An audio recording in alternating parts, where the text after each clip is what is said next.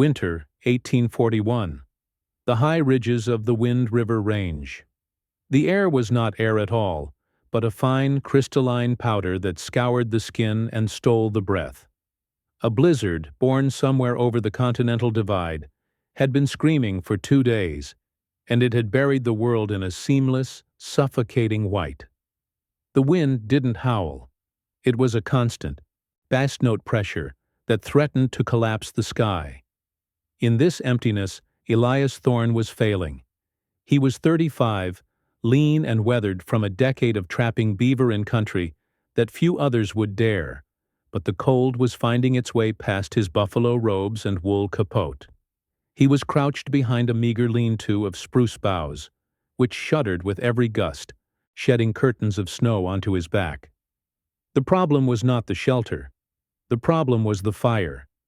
It was a miserable, sputtering thing, a small cone of sticks he had built in the standard teepee shape, set in a shallow pit dug from the snow. The wind sliced over the top of his windbreak, scattering the embers and driving the smoke low, forcing him to turn his head, his eyes streaming. Worse, the fire was eating its own foundation. The heat, instead of radiating outwards, was melting the packed snow beneath it. The entire fire was sinking into a slushy, hissing pit. He couldn't get a hot enough coal bed to cook. His small ration of pemmican was frozen to the density of iron, and his attempt to melt a kettle of snow for water had resulted in a cup of lukewarm, ash-filled sludge. He was getting cold, and he was getting thirsty, a dangerous combination at 10,000 feet. Elias pulled his collar tighter, the frozen wool scratching his jaw. He knew how to make fire. He'd done it in driving rain, on wet rock, with frozen fingers. His small fire-blackened brass tinderbox, tucked in his possibles bag, was a reliable friend. He could make a spark, but he was realizing, with a creeping dread, that making a spark and keeping heat were two entirely different propositions. The wind didn't care about his spark. It was a thief, stealing every calorie of heat the moment it was born from the wood. He fed the fire another piece of split pine. It flared, smoked, and settled back into a sulk. He looked at the white landscape, a world without shadow or definition, and then at his pathetic fire. He was building it the way he had always been taught, the way every trapper built a quick campfire, and it was going to be the death of him. He sensed he was missing something fundamental, not about the wood, but about the shape of the wind and the hunger of the snow. Elias Thorne had come into this high basin 3 days before the storm, following a promising set of marten tracks. He was a man who preferred the high, lonely country, finding the crowded rendezvous at Fort Hall or Pierre's Hole a necessary nuisance. He trusted his own hands, his hawk and rifle, and the keen-edged axe that seldom left his belt. When he'd set his trap line, the sky had been a deep, cloudless blue, the air still and biting. He'd built his camp with the efficiency of long practice. He found a natural depression sheltered by a cluster of thick-bodied spruce, cut boughs for a bed and a lean-to, and gathered a generous pile of standing deadwood, splitting it and stacking it neatly under a tarp of oiled hide. He had done everything right. He had prepared for cold. He had not prepared for this wind. The first night, his standard fire, a simple teepee of kindling, expanded into a log cabin stack for a long burn, had been adequate. It kept the worst of the chill at bay and cooked his meal of rabbit stew. But on the second day, the wind arrived. It came not as a gust, but as a wall. The temperature plummeted 20 degrees in an hour. His fire, which had been a cheerful companion, became a desperate liability. The wind seemed to compress the air, making it denser, colder, and impossibly invasive. It found every gap in his lean-to. It flattened his fire, blowing the flames horizontal, sending sparks and ash into his bedroll. He'd tried to build a small wall of snow, but the wind simply carved it away, scouring the top layer and dumping it back onto his woodpile. He spent hours just feeding the fire. His hands raw from handling the frozen wood, his eyes burned by the smoke. The physical effort of keeping the meager fire alive was costing him more calories than the fire itself was providing. He tried to cook the grouse he'd shot. He held it over the flames on a green stick, but the wind chilled the meat faster than the erratic flames could cook it. The result was a nauseating mix of charred skin and raw, cold flesh. He threw it into the snow in disgust. This was the true danger of the high country. Not the bear, not the fall, but the slow, insidious theft of energy. He was in a battle of thermodynamics, and he was losing. He sat, huddled, thinking of the standard cabins back at the fort. They were built the same way: 4 walls, a roof, and a big open stone fireplace. And they were cold. They consumed cords of wood, yet the settlers' wives complained that their faces were roasting while their backs were freezing. The wind rattled their ill-fitting doors and whistled through the chinking. Everyone built the same way. Everyone was cold. And here, with no walls at all, that same flawed logic was being stripped bare. The wind wasn't his enemy, he realized. The wind was just a force. His fire was built wrong, built to ignore the wind, and so the wind was destroying it. He remembered a brief, strange encounter 2 winters past, down on the Green River. He had been tracking a wounded bison, running low on supplies, when he stumbled upon a small temporary camp of Shoshone. An old man, his face a map of deep wrinkles, sat by a fire that seemed to defy the gusting plains wind. Elias, younger and more confident then, had nodded in greeting and built his own fire 20 yards away. His fire smoked. The old man's did not. Elias's fire scattered sparks. The old man's burned with a steady, clean yellow flame. Frustrated, Elias had finally walked over, offering a twist of tobacco. The old man, Taza, had accepted it with a nod. Elias gestured to the man's fire, a question in his eyes. It was built differently. It wasn't a cone or a box. It was built against a single, large, flat-sided boulder.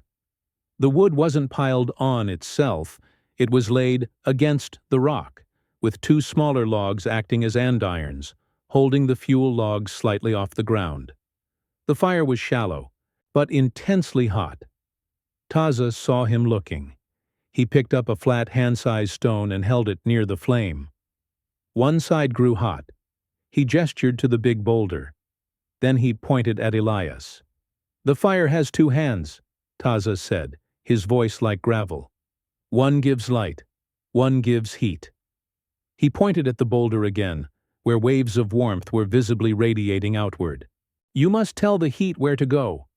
Elias had nodded, pretending to understand, but he didn't, not really.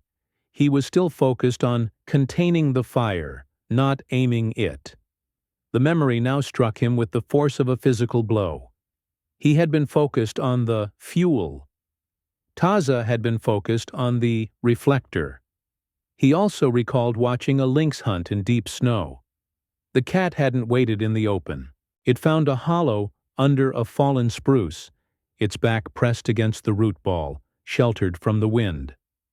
It used the terrain to create a pocket of still air, a place where it could wait, conserving every watt of its own body heat. The animal and the old man knew the same secret. Energy is saved, and heat is aimed. You don't fight the wind. You get behind something and let the wind pass over you. You don't let heat escape. You give it a backstop and force it to go where you need it. Back in the Whiteout of 1841, Elias Thorne stood up. The decision was made. His sinking, sputtering fire was a failure. He would not feed it another stick. He would build a new one here, in the teeth of the blizzard. He was exhausted, and his fingers were turning numb. But the spark of Taza's memory gave him a thread of hope. He wasn't just going to build a fire, he was going to build a furnace. He moved 20 feet, to the base of a massive granite boulder that formed one side of his camp. It was a sheer, slightly concave face, easily 8 feet high, and it was already blocking the worst of the wind. This would be his backstop. This would be Taza's heat hand. He began to plan, his mind working with a desperate clarity, ticking off the problems. Problem 1. The wind.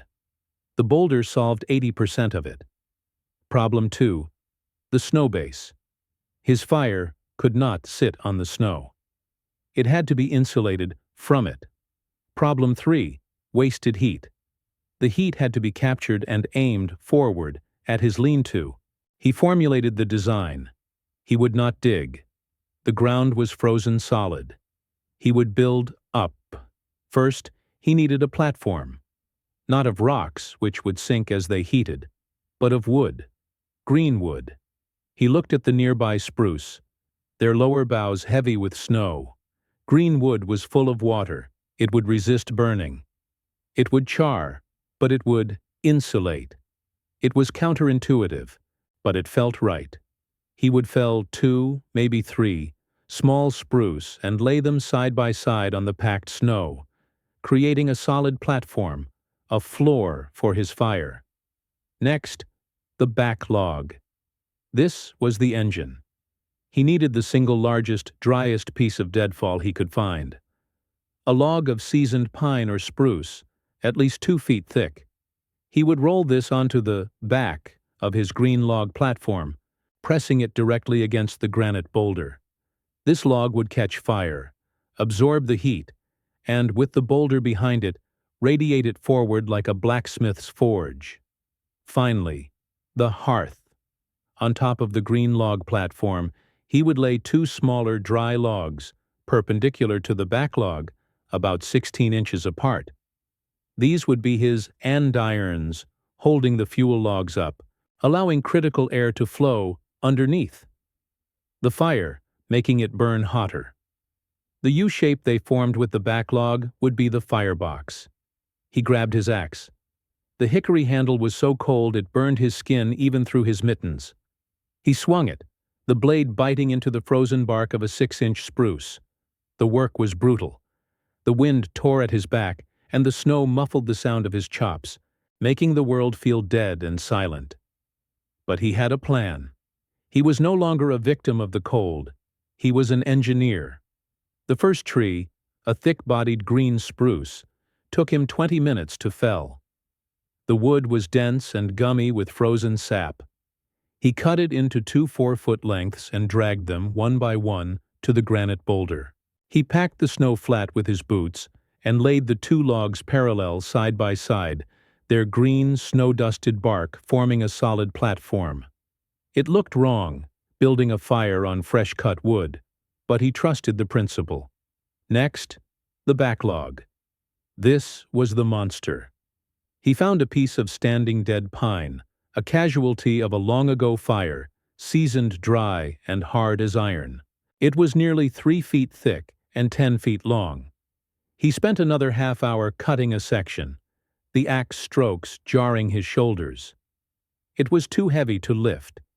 He had to use a smaller log as a lever, grunting and heaving, rolling it an inch at a time through the snowdrift, until it finally thumped into place against the boulder, resting on the back edge of his green platform. The fit was perfect. The backlog and the boulder formed a solid, imposing back wall. He then placed his 2 andiron logs, each about 8 inches thick, on the platform, running from the backlog out towards his lean-to. He now had a 3-sided U-shaped box, insulated from the snow, with a massive reflector at its back. The wind, hitting the boulder, was forced up and over, leaving the hearth itself in a pocket of near-total calm. Now, for the spark. He knelt, his body blocking the small eddies of wind. He reached into his possibles bag and pulled out the dented brass tinderbox. His hands were shaking, not just from cold, but from exertion. He opened it. Inside was his flint, his steel striker, and a nest of charred cloth. He shaved a small pile of dry birch bark into the center of the hearth, adding a handful of the driest, most resinous twigs he could find, stripped from the underside of a dead branch. He struck the steel against the flint. A cascade of sparks fell onto the char cloth. A tiny red glow appeared. He gently blew on it, transferring the ember to the birch bark. The bark curled, blackened, and erupted in a bright, clean flame. He added the twigs, which caught with a sharp crackle. The fire was born. It was small, nested deep within its log fortress. He added larger kindling, then his first piece of split, seasoned pine, laying it across the andiron logs, its back end almost touching the backlog. He sat back on his heels, his work done. The fire was lit, but the test was just beginning. The blizzard, as if angered by his defiance, intensified. The world dissolved into a driving, horizontal chaos of white. The temperature, Elias knew, must be 20 below, perhaps 30. The wind shrieked over the top of the boulder, a sound like tearing canvas. He retreated to his lean-to, wrapped his robe around him, and watched. At first, the fire seemed small, almost disappointingly so. But it was not sputtering. The flames were not horizontal. They were vertical, climbing straight up, licking at the dry face of the massive backlog. The U-shape was working, drawing air in from the front, feeding the combustion. The green log platform hissed and steamed where the hot coals touched it, but it was not burning through. It was not melting. It was holding. After 20 minutes, the magic began. The backlog, that massive piece of seasoned pine, had absorbed an enormous sea of heat. It stopped being fuel and started being fire. It began to glow, first a dull red, then a bright, pulsing cherry red, like the heart of a forge. The heat that poured out of the U-shaped opening was stunning. It wasn't the weak, convection-based heat of his old fire, which the wind simply stole. This was radiant heat, a focused, directional beam of infrared energy that crossed the 5 feet to his shelter and struck his face with the intensity of a summer sun. He could feel it through his wool pants, through his capote. The snow, in front of the fire, where he sat, began to melt, but the fire itself remained high and dry on its platform. Elias extended his numb hands. The warmth was immediate and deep. He unwrapped the half-frozen grouse. He didn't skewer it and hold it in the flames. He laid it on a flat rock near the opening, letting the radiant heat from the backlog do the work. The meat cooked evenly, sizzling and browning, the fat rendering out. He filled his kettle with snow and placed it on the andiron logs. The water didn't just melt. It came to a rolling boil in less than 5 minutes. He made tea, the first truly hot liquid he'd had in 2 days, and ate the fully cooked, juicy grouse. He sat in his lean-to, dry, warm, and well-fed, while a lethal blizzard raged just inches above his head. The fire was a roaring, efficient furnace, and the wind, the very force that had sought to kill him, was now its engine, pulling air through the hearth and making it burn hotter and brighter. In the spring that followed, when the trappers gathered at the rendezvous, Elias Thorne's story was told. At first the others were skeptical. Building a fire? On green logs? On top of the snow? It sounded like a fool's errand. But when Elias, with a few quick axe strokes, built a demonstration fire to dry out a group of men caught in a sudden downpour, they saw the truth. The reflector fire, as some began to call it, focused the heat so intensely that their soaked buckskins steamed dry in a fraction of the time. The knowledge spread. A family of new settlers, struggling through their first winter in the High Valley in 1842, told Elias their cabin was a barn of ice. Their stone fireplace, built wide and deep, consumed a forest of wood but gave back almost no heat, sucking all the warm air up the chimney. Elias took one look and shook his head. He didn't rebuild the chimney. He rebuilt the firebox. He had them place a large, flat slab of iron at the back of the fireplace, angling it slightly forward, and he narrowed the opening. The effect was immediate. The iron plate heated and radiated warmth into the room, rather than letting it vanish up the flue. It was the same principle he'd discovered on the mountain. Don't just contain the fire. Aim the heat. Years later, in the brutal winter of 1845, a party of travelers caught in a blizzard on the Laramie Plains remembered the stories. They built 3 thorn fires. They no longer knew the name, only the design, in a semicircle around their wagons. The overlapping fields of radiant heat created a pocket of survivable warmth, saving the lives of 17 men, women, and children. The specific method, the lost campfire, was never written down in a book.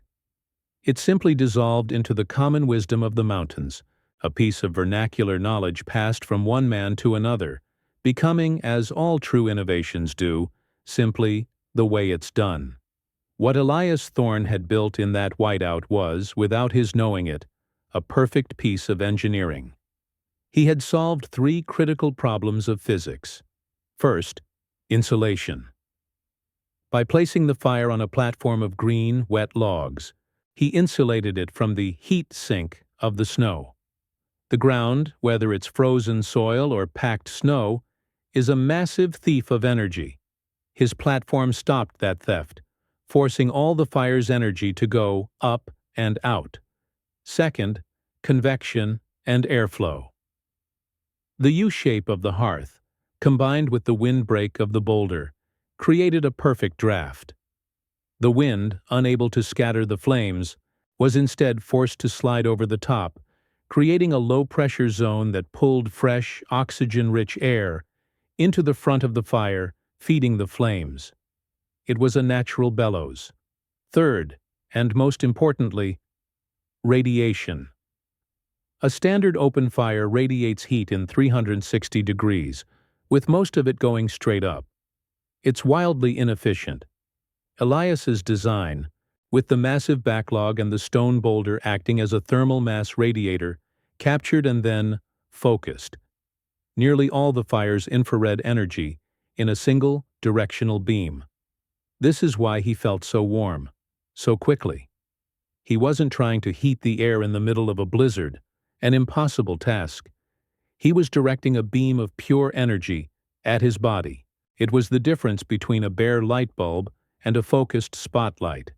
He had, in effect, built a primitive version of a Rumford fireplace, a design celebrated in Europe for its revolutionary efficiency, but he had done it with an axe, in a blizzard, using the materials at hand. He had stopped fighting the environment and had begun to use it.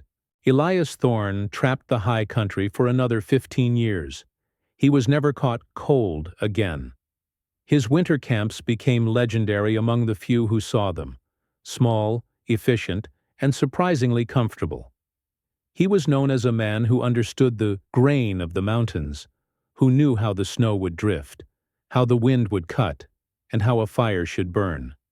His small brass tinderbox, dented and scarred by decades of use, was found in his possibles bag after he passed, a quiet testament to a life of preparedness. The structures he built, the principles he uncovered, outlived him.